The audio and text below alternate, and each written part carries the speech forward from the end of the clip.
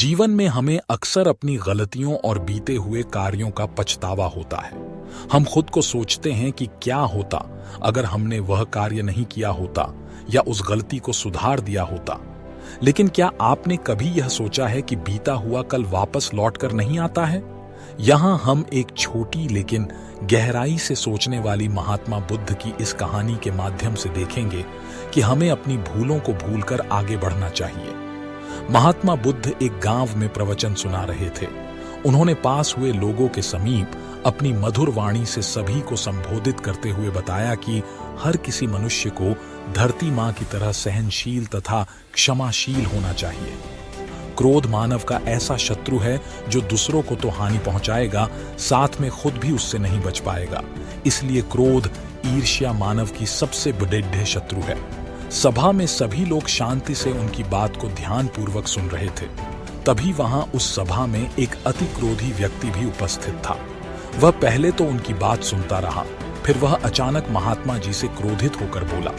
बोलते समय उसका आंखें खून के समान लाल हो रही थी। उसने बोला कि तुम ढोंगी हो, यहां बैठकर लोगों को बेवकूफ बना रहे हो। ये जो भी तुम कुछ कह रहे हो ना, इसको सचमुच करना बहुत मुश्किल है, समझे? तुम्हारी इन बातों का कोई मतलब नहीं है। यह सब बातें कोई मायने नहीं रखती। असल जिंदगी में कहानी सुनाना बंद करो, धूर्त महात्मा, और जहां से आए हो वहीं चले जाओ। ऐसे कठोर वचन सुनकर भी महात्मा जी ने उस क्रोधी पुरुष का कोई विरोध नहीं किया और न ही उसकी बातों पर कोई भी प्रतिक्रिया दी। वह शांत रहे और अपना काम करते रहे, जिससे वह पुरुष और भी क्रोधित हो गया। उसकी समझ नहीं आया वह क्या करे। तब उस पुरुष ने महात्मा जी के मुंह पर थूक कर चला गया। अगले दिन जब उस व्यक्ति का क्रोध शांत हुआ और उसे अपनी गलती का पछतावा हुआ, तब वह आत्मग्लानि में जलने लगा और फिर उसने सोचा कि उस महात्मा से मुझे माफी मांगनी चाहिए। वह महात्मा जी की खोज में उसी स्थान पर गया जहां महात्मा जी कल प्रवचन दे रहे थे। लेकिन महात्मा जी वहां कहां मिलने वाले थे? वह तो अपने शिष्यों के साथ अन्य किसी गांव की यात्रा पर निकल पड़ी दीछे। वह पुरुष सब लोगों से महात्मा जी के बारे में पूछता उस स्थान पर पहुंच गया जहां की महात्मा जी प्रवचन कर रहे थे।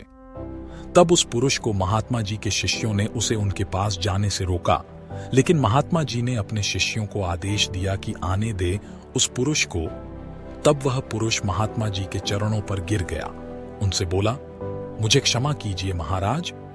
उसने महात्मा जी से पूछा, क्या आप भूल गए हो कि मैं वही जिसने कल आपका इतना अपमान किया था?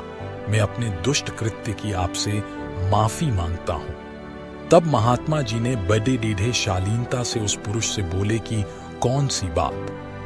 तब उस पुरुष ने बड़ी हैरानी से महात्मा जी की ओर देखा।